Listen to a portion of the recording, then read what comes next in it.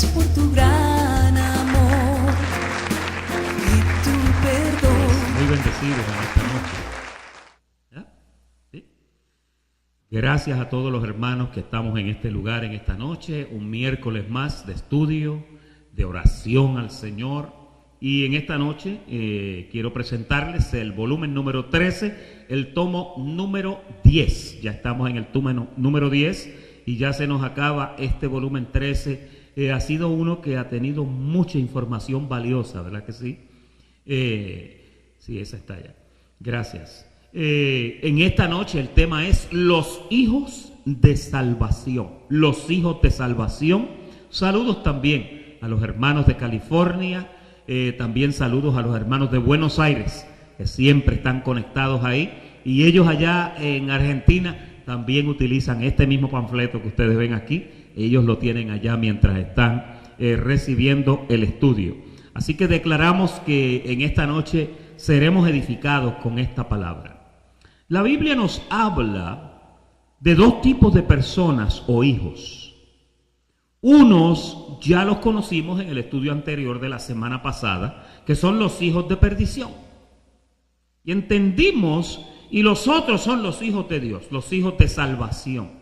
Le hemos puesto el título Los hijos de salvación, porque si los primeros que eran del mundo de los perdidos, que no le puede ver ni le conoce, si ellos se llaman los hijos de perdición, pues el resto se tiene que llamar los hijos de salvación, ¿no? La palabra de Dios les llama de diferentes formas. Vasos de misericordia, hijos participantes de carne y de sangre y otros. En este estudio vamos a hacer alusión a esos hijos y conoceremos verdades escriturales, doctrinales y proféticas que los identifican como propiedad y adquisición de Dios. Así que oramos en esta noche para que el Señor alumbre los ojos del entendimiento. En el preámbulo de esta noche, los hijos de Dios siempre fueron sus hijos. Y por un tiempo, esos hijos perdieron su identidad, pero Dios prometió en su palabra venir a buscarlos y a reunirlos con Él. De esos hijos, ninguno se puede perder. Qué maravilla tan linda, ¿verdad? Jesús cuando llegó una vez dijo: de todo, yo vine para que todo aquello que se perdió, yo no lo pierda, sino que tenga vida eterna. En otro pasaje dijo: yo he venido a buscar las ovejas perdidas. Es de esta forma. Hay otro verso que en Juan que dice: a los suyos vino y los suyos no le recibieron. Hablando de los judíos, ¿no? Vamos a ver esta primera parte, que es la mención o menciones de los hijos de Dios. Vamos a ver algunas menciones, porque la Biblia está repleta de este asunto de hijos de Dios. Entonces, cuando nosotros miramos una expresión como hijos de Dios, por años quizá usted ha estado en círculos religiosos donde a usted le enseñaron que usted no era un hijo de Dios y que cuando usted se metió en la iglesia, usted se convirtió en un hijo de Dios. ¿A cuántos le enseñaron eso? A mí me lo enseñaron muchas veces. Yo no sabía que yo tenía una identidad de hijo de Dios, aun cuando yo no había llegado a la iglesia. Fíjese, hay una parábola que siempre llama la atención con esto, y es la parábola del hijo pródigo. El hijo pródigo se fue, nunca dejó de ser hijo, hizo cosas incorrectas, llegó el momento que volvió en sí. Cuando vino a su casa, su padre no le reprochó. Cuando se fue, su padre no le dijo: ya tú dejas de ser mi hijo. No, simplemente siguió siendo hijo. Partió de su hogar y cuando llegó, todavía tenía el título de hijo. Esa es la realidad. Por eso vamos a ver un poco de esto y nos vamos a remontar al libro más viejo de toda la Biblia. Si usted pensaba que era Génesis, este es antes de Génesis. Fíjese. Vamos a ver a Job, capítulo 1 y verso 6. Dice: un día vinieron a presentarse delante de Jehová, ¿quiénes?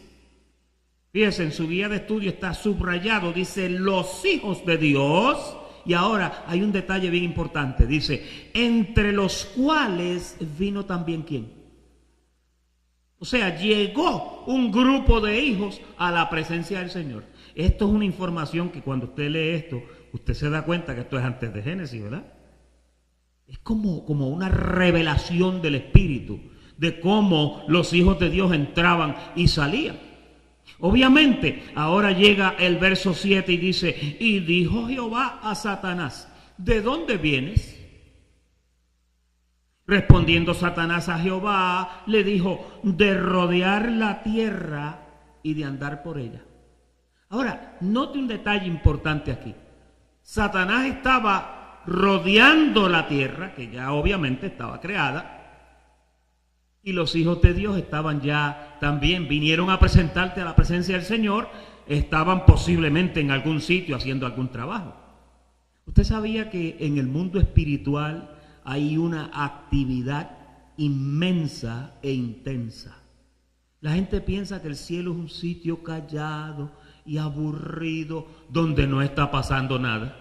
¿Cuántos aquí han pensado que cuando se mueran usted va a ser un ángel gordito con una arpita o con un violincito? Usted sabe que a veces las personas fueron enseñados así, pero en el mundo espiritual de la cuarta dimensión hay una actividad inmensa. Ahora, Satanás ya se había revelado, ya él andaba por la tierra, pero ese día entraron, dice la palabra, los hijos de Dios. Entonces, ¿qué hijos fueron los que entraron allí? ¿Alguien puede imaginarse? ¿Cuáles hijos fueron esos? Ángeles, dijo Melvin, ¿quién más? Espíritus predestinados, dice Blanquita.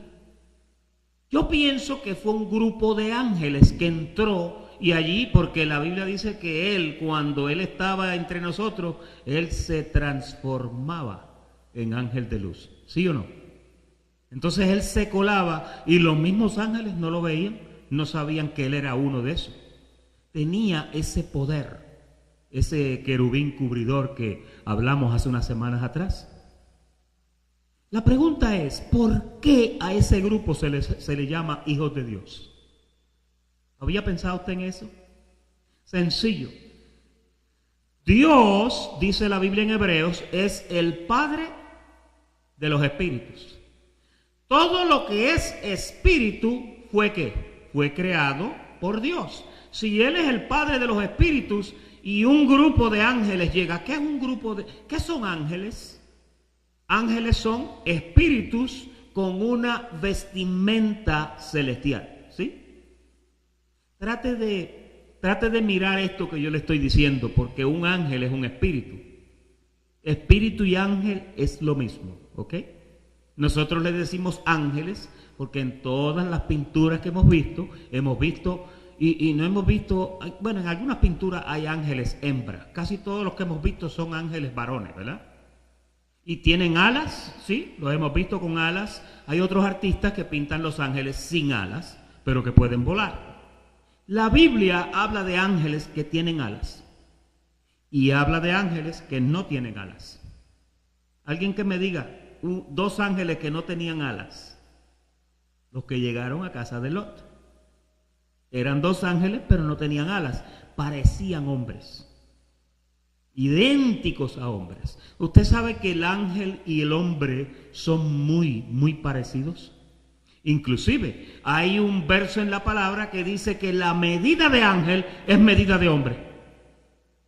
Entonces hay una similitud en lo que es un hombre y en lo que es un ángel. Pues este grupo de hijos de Dios que entraba a presentarse ante la presencia del Señor era un grupo de ángeles, un grupo de seres espirituales, y allí estaba metido. Me gusta porque dice hijos de Dios, porque Dios los creó. Él es su Padre. Fíjese, ¿usted sabía que Dios es hasta el padre del que fue Satanás? Porque Dios fue que lo creó. ¿Y quién es el Padre? El Padre es el autor, ¿sí? Esa es otra palabra para, por ejemplo, en un trabajo de ingeniería, cuando preguntan por el plano, dicen, ¿quién es el padre de la criatura? Hablando del plano. El ingeniero que lo diseñó, el arquitecto que lo trabajó, pero el ingeniero que lo hizo, ese es el padre. Ahora, vamos a ver otro verso que habla un poquito de eso. Y esta vez vamos a ver espíritus que se les llama hijos, pero esos espíritus ahora vienen a la tierra. Vamos a ver. Hebreos capítulo 2 y verso 14. Mire qué sencillo esto. Así que por cuanto los ¿qué? Los hijos. Y llega y te da el detalle y te dice, esos hijos que vinieron de allá arriba participaron de carne y sangre. ¿Verdad que ese verso está tan claro? Te dice que los hijos de Dios tienen la facultad de participar de carne y sangre. Fíjate, cada vez que nace un hijo de Dios aquí en la tierra, fue uno que estaba allá arriba, un hijo que bajó por decreto de Dios y participa de carne y sangre. ¿Y qué diferencia hay entre un hijo de Dios que está allá arriba y un hijo de Dios que está abajo? ¿Cuál es la diferencia? ¿Cuál es la diferencia? El cuerpo que tiene. El hijo de Dios allá arriba tiene un cuerpo celestial, tiene una vestimenta celestial. Hay muchísimos versos que hablan de lo que es la vestimenta celestial, diferente a la vestimenta terrenal. Nos desvistieron de la vestimenta espiritual o celestial y nos vistieron de la vestimenta terrenal. Cuando un hijo de Dios participa de carne, eso es lo que le sucede. ¿Y qué pasa con tu espíritu, el que habita dentro de ese cuerpo? La Biblia dice que ese espíritu gime deseando ¿qué? Deseando ser revestido, deseando que lo vuelvan a vestir de lo que tenía puesto antes de que lo sacaran y lo pusieran en este cuerpo. Qué lindo eso, ¿verdad? Fíjate, yo lo que quiero que tú dejes claro en tu mente es que tú fuiste un hijo de Dios allá arriba y llegaste aquí a participar de carne y sangre y sigues siendo un hijo. Oye bien lo que te voy a decir. Nunca dejarás de ser un hijo. Qué tremendo eso, ¿verdad? Mire, eso es algo que hay que tenerlo tan claro. Porque el hecho de que usted dejó una vestimenta celestial para venir a participar de una vestimenta terrenal, no le cambia la personalidad a usted, ni le cambia el destino, ni el futuro. Todos los hijos de Dios que llegaron aquí abajo tienen un futuro, un destino prearreglado. ¿Crees eso? No, pastor, a mí me enviaron aquí abajo y ahora esto es una ruleta, esto es un riesgo donde yo me puedo perder o me puedo salvar. Tú sabes que hay un pueblo enfermo que piensa así. Pero tú eras hijo allá arriba, tú sigues siendo hijo acá abajo. Y todo lo que descendió de allá arriba y está aquí abajo, tiene que volver a ser revestido de lo que tenía antes de llegar aquí. Qué lindo es eso. Mire, eso es lo que me mantiene a mí feliz todo el tiempo. Que quizá la experiencia que estamos pasando, quizá la situación que estamos sufriendo aquí es temporera. No hay mal que dure 100 años, dicen, ni cuerpo que lo resista. Porque en realidad nuestra vida es breve. Nosotros vinimos a aprender obediencia aquí abajo. El propósito de esta vida es la futura. Fíjese, no limite su vida o no piense que lo que es la existencia suya es solamente los 70 o los 80 o los 90 años que usted vive aquí abajo. Si fuera eso, no sería justo, ¿cierto o no? Porque yo los otros días estaba hecho un pepillo. ¿Sabe lo que es un pepillo? Los cubanos dicen pepillo. Un muchachón. Oiga, y ahora estoy mirando y digo, ¿pero qué le pasó con el muchachón aquel? Por aquí tenemos a Robert De Niro. ¿Qué pasó? Y de momento ahora uno mira y dice, pero ¿y qué? ¿Cómo han pasado los años? ¿Cómo cambiaron las cosas? Y es porque tus 70, 80 años no cambian quién tú eres. Tú vas a seguir reinando con el Señor. Y cuando tú llegues a la presencia de Él, vas a tener una experiencia que Él te permitió, que fue la experiencia de participar de carne y de sangre. Vamos a ver a Juan 11:51. Juan 11:51 dice: esto no lo dijo por sí mismo, sino que como era el sumo sacerdote aquel año. Oye esto es algo profético, ¿verdad? Pero mira el verso 52. Y no solamente por la nación, sino también, oye, aquí está el detalle importante, para congregar en uno a los hijos de Dios que estaban dispersos. Qué lindo eso cuando te dice que Él vino, como decía el verso anterior, yo participé de carne y sangre, Él vino y participó de lo mismo para destruir por medio de su muerte al que tenía el imperio de la muerte, esto es al diablo. Y ahora aquí te dice, no solamente eso, sino que vino a reunir a todos sus hijos que estaban esparcidos. Qué lindo. ¿Sabe quién dijo esas palabras? Esas palabras las dijo un hombre en profecía, aquí en este pasaje. Pero esto es lo que Dios vino a hacer por medio de Jesús. Ahora, vamos a la segunda parte, que es la Biblia especifica la predestinación de esos hijos. Ahora vamos a ver versos que te aclaran y te afirman que esos hijos que vinieron a participar de carne y sangre son predestinados. ¿Qué significa predestinación? Es una palabra compuesta. Pre significa desde antes y destinación significa el fin. El fin está prearreglado desde antes.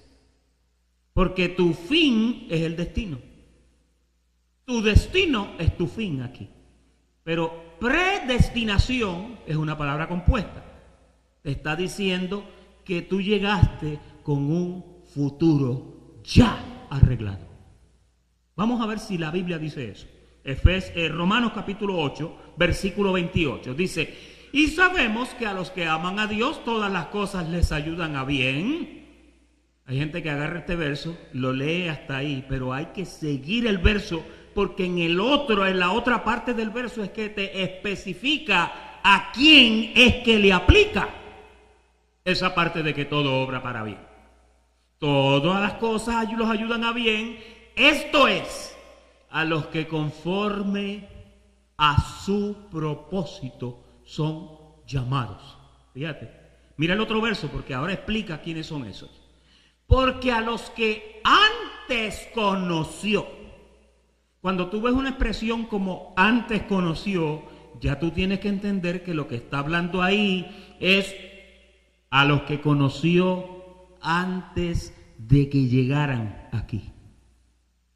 A los que antes conoció, también los predestinó. Fíjate que aquí no llega ningún hijo de Dios sin un futuro arreglado ya, prearreglado. El libreto de la película de Dios dice que tú llegaste aquí, que vas a estar aquí un tiempo y que después de cierto tiempo vuelves otra vez a la presencia de Él. Tú no llegaste aquí para decidir si te salvan o no. Tú eres parte de un plan que se llama el plan encarnación de los hijos de Dios. Igual que el plan de Jesús. Él se propuso encarnarse un día para volver después al sitio de donde vino. El futuro es idéntico para ti. Dice, también los predestinó para que fuesen hechos conforme a la imagen de su Hijo. Nota como inmediatamente que te habla de que te traen y de que te predestinan, inmediatamente te aplican el mismo futuro que tiene Jesús. ¿Lo ves ahí? Dice, conformes a la imagen de su Hijo, para que Él, el Hijo, sea el primogénito entre muchos hermanos. La pregunta es esta: ¿quién es el primogénito en una familia? El primero que nace. Fíjate que lo que te está diciendo ahora es que cuando Él vino y participó de carne y sangre y hizo lo que hizo en la cruz, Él se convirtió en tu hermano mayor. Qué lindo, ¿verdad? Hay un verso que dice que Él es el hermano mayor. Entonces ahora aquí dice que Él es el primogénito entre muchos hermanos. Nosotros somos hermanos de Jesús en el aspecto de que Él como hijo vino y participó de sangre, y tú y yo vinimos también y participamos de carne y sangre. Él es el primogénito en todos esos hermanos. Qué verdad tan bonita, ¿verdad? El privilegio que Él tiene es el privilegio que tú tienes. Te lo dio Él con lo que Él hizo. ¿Por qué, pastor? Porque eres uno de sus hijos. Lindo, ¿verdad? Lo gracioso de todo esto es que en el cielo, usted sabe que en el cielo no hay género masculino y femenino, ¿sí? No lo hay. Usted sabe, cuando usted lee la parábola aquella de la mujer que fue casada con un hermano y el hermano falleció, y en la costumbre judía, la hermana, para mantener el linaje, tenía que casarse con el próximo hermano, si estaba soltero. Y entonces el otro hermano murió y tenía que casarse con el otro, ¿se acuerdan? La parábola aquella, y se casó como con 5. Le dijo, cuando venga la resurrección, ¿de quién de los 5 va a ser esposa ella? Y legalmente se había casado con cada uno, porque en Israel la costumbre era mantener el linaje, ¿ok? Para que se quedara la línea de esa familia, porque si no la línea desaparecía. De ahí es que viene linaje. Pues el Señor le dice, de ninguno va a ser esposa, porque en el cielo, en la resurrección, cuando llegue, vamos a ser como los ángeles. Jesús por su boca lo dijo, vamos a ser como los ángeles, y en los ángeles no hay distinción de femenino y masculino. Tú eras una criatura espiritual cuando te trajeron aquí. Algunos son varones, otros son mujeres, pero en la identidad espíritu no hay género. No hay género. Todos son asexuales. Ni macho, ni hembra. ¿Se entiende eso? Ok. Ahora, Efesios capítulo 1 y verso 4. Vamos a ver eso, porque este es importante a la iglesia de Éfeso. Mira qué explicación tan exquisita le da Pablo. Dice, según nos escogió en Él, pero la pregunta es ¿cuándo? Fíjese, aquí volvemos otra vez a tropezar con un versículo contundente que te dice que Dios hizo contigo una elección antes de que Él fundara el mundo. Nos escogió, dice, en Él antes de la fundación del mundo. ¿Para qué nos escogió? Para que fuésemos santos y sin manchas delante de Él. Mira el verso 5. En amor, habiéndonos ¿qué? Nota que ahora por segunda vez aparece en una segunda carta de Pablo a un grupo diferente, diciéndote que el Señor te escogió antes de la fundación del mundo y que te predestinó, te arregló el destino. Fíjese que a veces cuando usted piensa que Dios manda gente aquí abajo al mundo y que ahí al azar hay una ruleta donde puede que te salves o puede que te pierdas, eso es contrario a lo que estos versículos dicen. Estos versículos dicen que Él nos predestinó desde antes de la fundación del mundo para que ya fuésemos santos y sin mancha. Y una persona que es santa y sin mancha es una persona que es salva. ¿Sí o no? Pastor, pero es que yo me porto mal. Es que fulano y fulana se portan mal. Dios los predestinó para que fuesen santos y sin mancha. Son sus hijos. Y de sus ovejas, de sus hijos, ninguno perecerá. Fíjese. según el puro afecto de su voluntad. ¿Por qué lo hizo? Porque Él quiso, es lo que está diciendo ahí. La palabra puro es importante porque puro significa un solo deseo. El puro afecto. Cuando algo es puro, por ejemplo, si usted dice, esto es jugo puro de naranja, puro significa que ahí no hay agua, no hay azúcar, no hay sucrosa, no hay nada, solamente jugo de naranja. Es puro de naranja. Pues puro significa el puro afecto, el puro deseo. Él quiso hacer esto y por eso yo no lo cuestiono. Si Dios dice que tú llegaste, Él te trajo. Y nadie puede cambiar eso. Qué lindo, ¿verdad? Vamos a ver otro versículo para que quede claro. Efesios capítulo 1 y versículo 11. Mira qué lindo. Sigue explicándote y hablándote de tu heredad y de lo que Dios dejó para ti. En Él asimismo tuvimos ¿qué? Pregunto, ¿cuándo es que a una persona le dan herencia? ¿Cuándo es que a una persona le dan herencia? Cuando muere alguien, ¿sí? Ahí automáticamente, si es hijo o hija, ahí viene la herencia. Pues fíjate, en Él tuvimos herencia, pero vuelve otra vez y te mete la palabra, habiendo sido predestinados, conforme, ahora no dice el puro afecto, pero ahora dice conforme al propósito del que hace cuántas cosas. Todas las cosas, ¿de acuerdo a qué?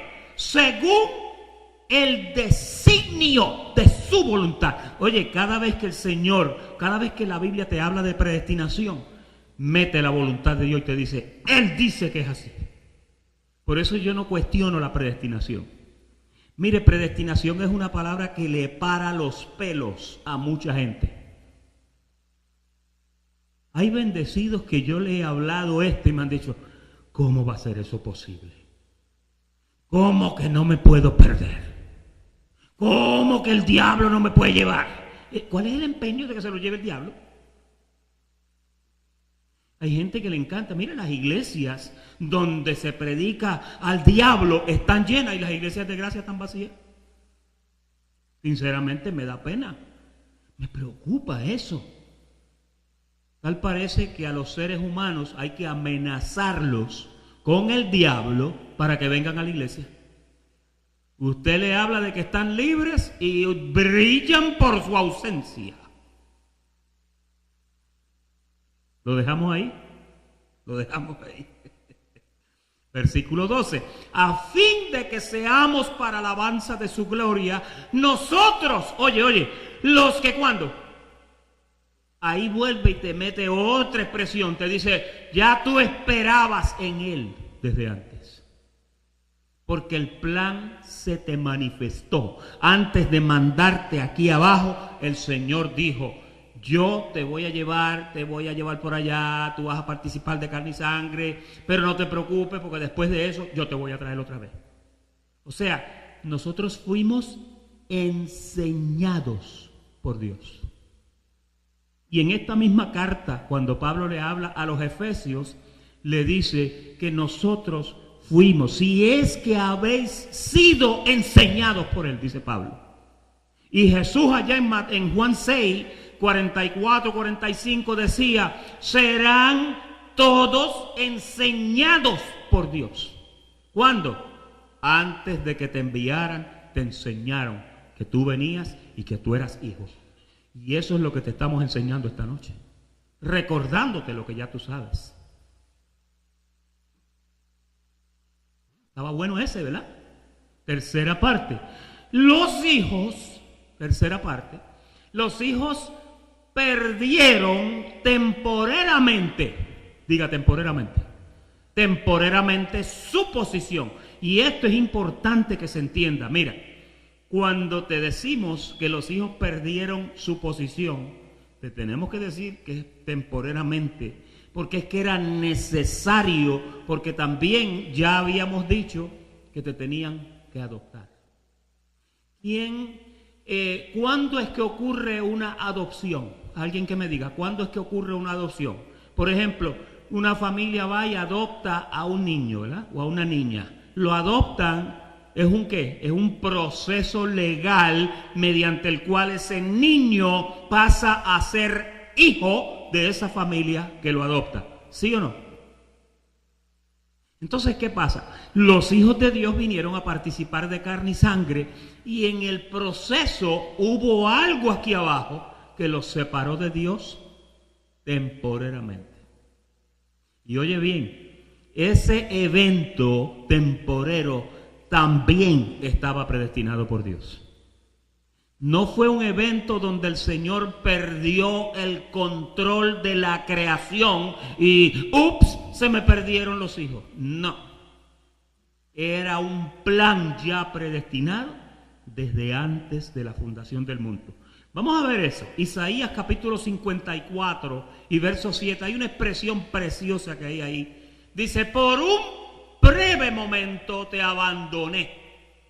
Nota que dice breve momento. ¿Pero qué dice después? Pero te recogeré con grandes misericordias. Ahí está el proceso de perder la identidad temporariamente y ahí está el proceso de la adopción. Diga adopción. Vamos a ver si la Biblia nos habla claramente de lo que es adopción. Romanos capítulo 5 y verso 12. Mira cómo sucedió esto para que veas el detalle.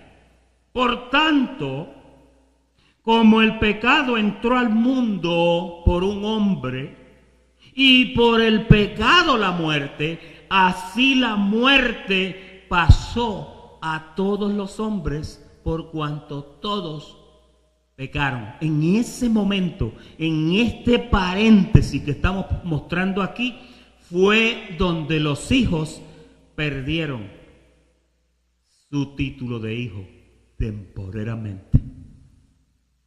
Tienes que entender que Dios trabaja con un proceso legal. El Señor trabaja con un proceso. Hay cosas que sencillamente Él las lleva a cumplimiento para que tú las puedas entender. Mira el próximo verso, que es Romanos, el capítulo 11 y verso 32.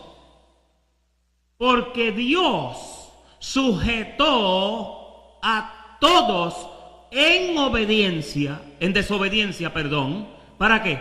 Para luego tener misericordia de todos. Nota, a todos los sujetó en desobediencia y a todos, dice, tuvo misericordia. Mira el verso 33 porque esto se pone más interesante. Oh profundidad de las riquezas de la sabiduría y de la ciencia de Dios. Pablo exclama de esta forma porque es que este asunto de que Él los sujetó a todos en desobediencia para después tener misericordia. Oiga, eso es jugarse la fría, ¿oyó? Eso es poner la ruleta y apostarle todo de un viaje. Un hombre una vez escuchó una voz que le dijo, agarra todo tu dinero y vete a Las Vegas. Y el hombre agarró todo su dinero y se fue a Las Vegas. Y cuando llegó allá le dijo, entra al casino. Y el hombre entró al casino y le dijo, ve a la ruleta. Y él fue a la ruleta. Le dijo, apuéstaselo todo al número 7. Y él apostó todo al 7. Y le dieron vuelta a la ruleta. Y le dieron vuelta. Y la ruleta dando vuelta. Y la bolita brincando. Y cuando brinca cayó en el 11. Y la voz le dice, lo perdimos todo. Fue como un juego de ruleta del Señor sujetarlos a todos en desobediencia. Pero Él sabía exactamente lo que iba a hacer. Mira el versículo 34 de Romanos 11. Porque ¿quién entendió la mente del Señor? ¿O quién fue su consejero? Pablo lo que está diciendo, pero ¿quién piensa como Él para que el Señor venga y divise un plan donde pierde todo el pueblo para después tener misericordia de ellos? Dios le apostó todo al 7 y salió el 11, temporeramente. Mira el verso 20, el 35 es importante. ¿Cuántos han leído este verso aquí? Este verso uno le pasa por encima. Mira cómo dice: ¿o quién le dio a él primero para que le fuese recompensado? Tú sabes que hay gente que su sistema de creencia es que si yo me porto bien y si yo hago lo que Dios dice, entonces Él me salva. No, tú no le tienes que dar nada a Él primero, porque Él te sujetó a desobediencia desde el principio para después tener misericordia. Pero ese es un proceso muy profundo. Porque de Él, a mí me encanta este verso. Mira, porque de Él y por Él y para Él son todas las cosas. Y después dice: a Él sea la gloria por los siglos de los siglos. Cuando Dios se la jugó fría, todo era para Él.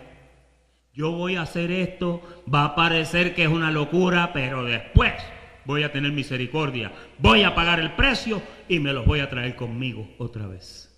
Qué lindo, ¿verdad?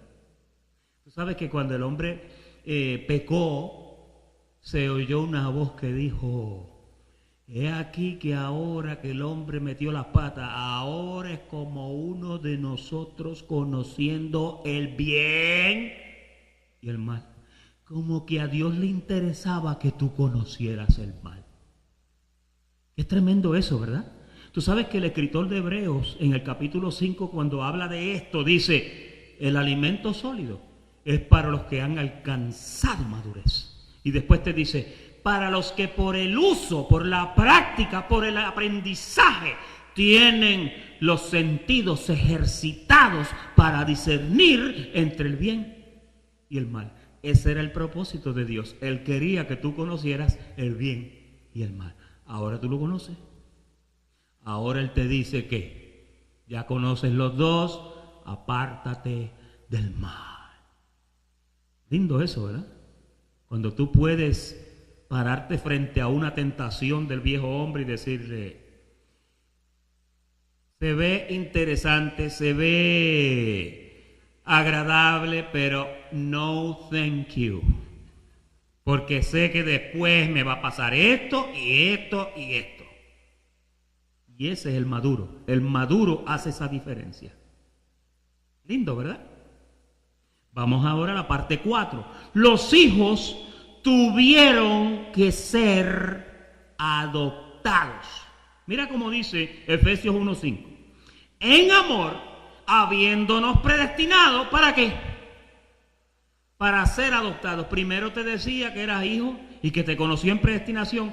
Ahora aquí te dice: en el proceso hay una adopción. Yo también te predestiné para ser adoptados, hijos suyos, por medio de Jesucristo. Ahí es que viene la adopción. Cuando Jesucristo muere y resucita, lo que se perdió en el Edén se recupera en el Calvario. En el Edén te vendieron, en el Calvario te compraron. En el Edén te mataron, en el Calvario te resucitaron. Lindo, ¿verdad? Mira el otro verso, Gálatas capítulo 4 y verso 4. A mí me fascina este también. Pero cuando vino el tiempo, el cumplimiento del tiempo, Dios envió a su Hijo, nacido de mujer y nacido bajo la ley. Mira el verso 5, qué lindo. Para que redimiese a los que estaban bajo la ley, a fin de que recibiésemos ¿qué? La adopción de hijos. Fíjate, se perdieron temporeramente, pero después vino y los adoptó. ¿Por qué los tenía que adoptar, pastor? Porque el título de hijos en una legalidad se había perdido. Y entonces, en una legalidad, ¿ustedes sabían que hay una ley, hay leyes en diferentes países que un padre puede desheredar a un hijo? De la misma forma que tú puedes adoptar, tú puedes desheredar. Dejar de ser padre legalmente para ese hijo. Pues el Señor lo que hizo fue, el que nos lanzó y nos vendió al pecado fue el enemigo.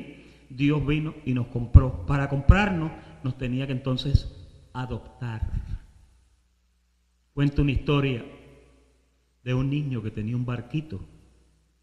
y estaba jugando en una quebradita y puso el barquito y el barquito se fue corriendo por la quebradita y el niño corriendo, pero no lo pudo alcanzar porque el agua iba muy ligero y perdió el barquito. Y después lloraba, ¿dónde está mi barquito?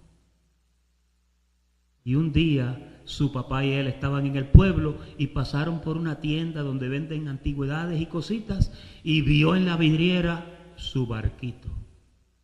Y se volvió como loco, ese es mi barquito. Y el padre entró a la tienda y le compró el barquito al nene. Y el nene agarró el barquito y lo abrazaba y decía, barquito, barquito, te quiero mucho porque ahora eres mío 2 veces.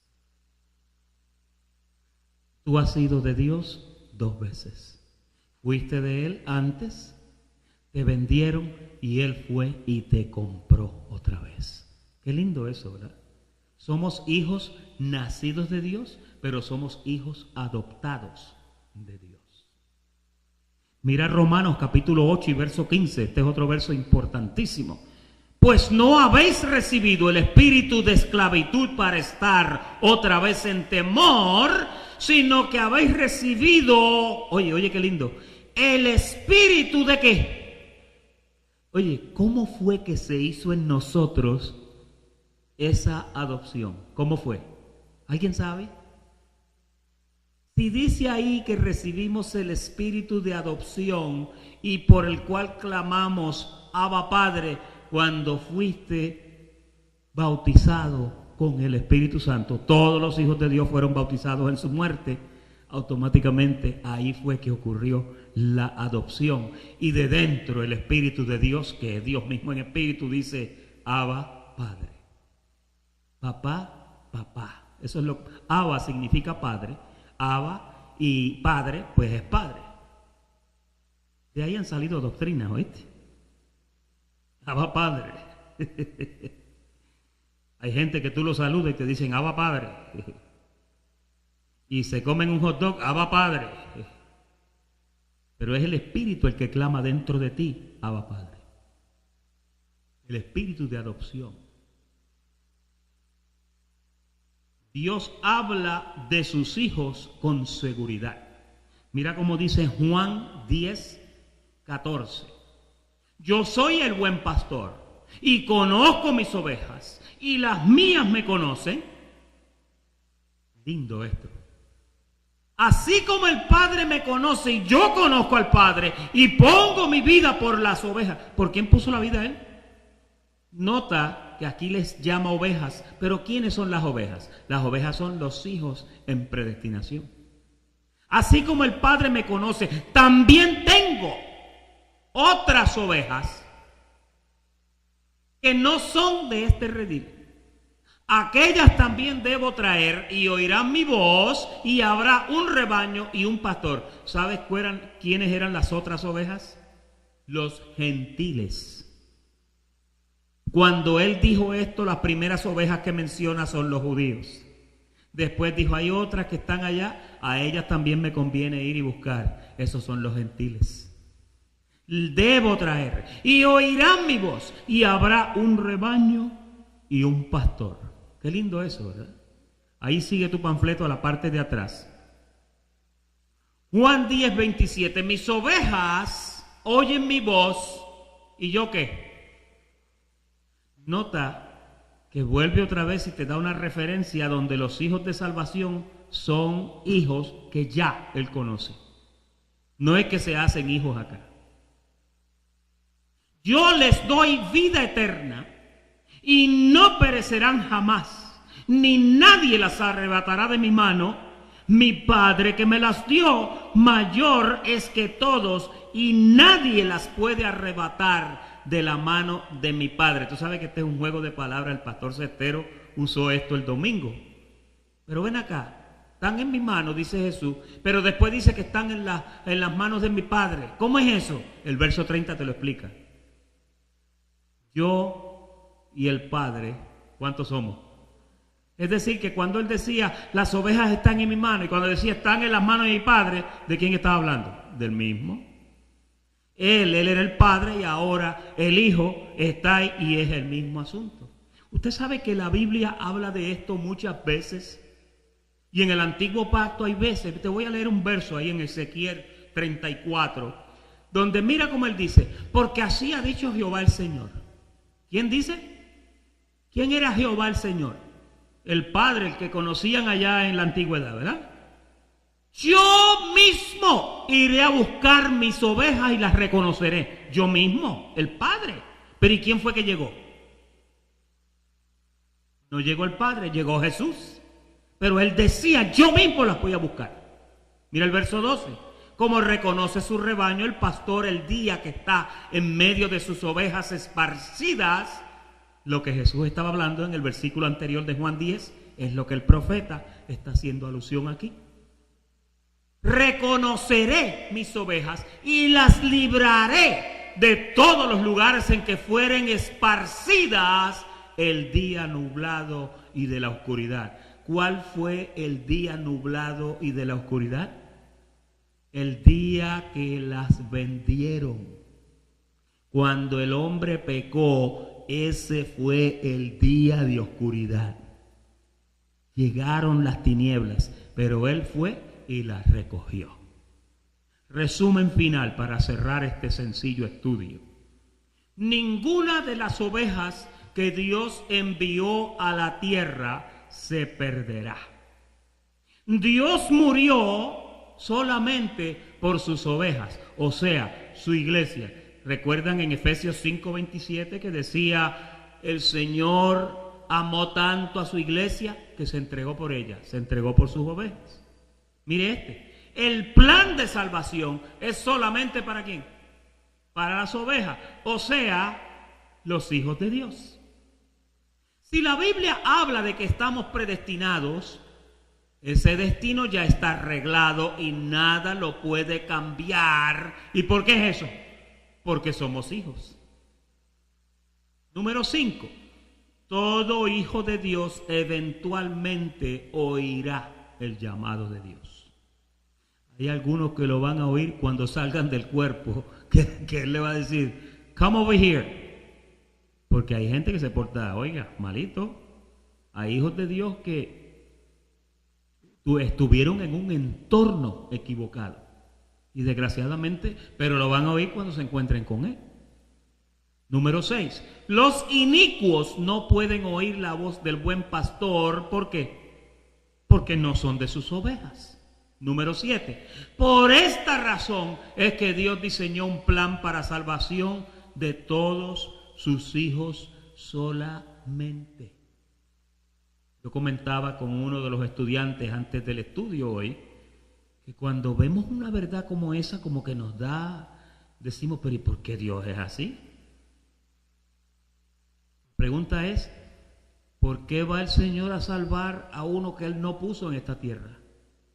Fíjate, cuando Jesús una vez habló por su boca, dijo, toda planta que mi Padre no sembró aquí abajo será arrancada y desarraigada. Hablando de los hijos de perdición. Él solamente agarra el trigo. La cizaña, dice que los ángeles la van a poner en manojos y la van a quemar. Que son los hijos de perdición. Número 8. El hijo de perdición también fue predestinado para perdición, así como los hijos de Dios lo fueron para salvación. Hermano, esto es tan sencillo, ¿verdad? Y esto no es porque lo decimos, esto es porque la palabra de Dios lo afirma. Y número 9, final, un hijo de Dios no puede perder su posición de hijo y salvo, y un hijo del diablo no puede cambiar su posición de perdición. Si nació de perdición, a la perdición tiene que ir. ¿Recuerdan la semana pasada cuando Pedro relata lo de Judas en Hechos capítulo 1, que dijo que Judas murió para irse a su propio lugar, al lugar donde tenía que estar? Qué tremendo, ¿verdad? Con esto concluimos el estudio de los hijos de salvación. Quiero darle gracias a los hermanos de Facebook, a los hermanos de Argentina, a los hermanos de California y a todos los que nos están viendo por Facebook Live. Muchísimas gracias y muy buenas noches tengan todos.